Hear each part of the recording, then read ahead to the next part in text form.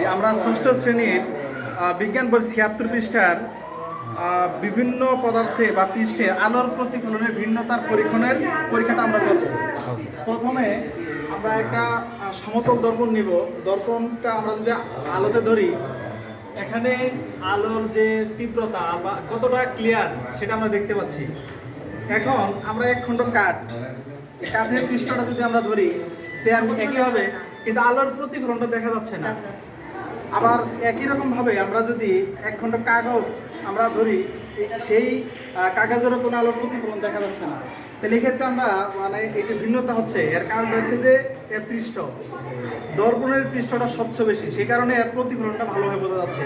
অন্যান্য পদার্থের পৃষ্ঠটা স্বচ্ছ না, সেই কারণে প্রতিফলন ভালো হচ্ছে না। এক্ষেত্রে আমরা এখান থেকে কি বুঝতে পারি যে পৃষ্ঠের স্বচ্ছতা বেশি, সেই পৃষ্ঠের প্রতিফলনটাও ভালো হয়। তো এই ছিল আজকের এই পরীক্ষণ। ধন্যবাদ।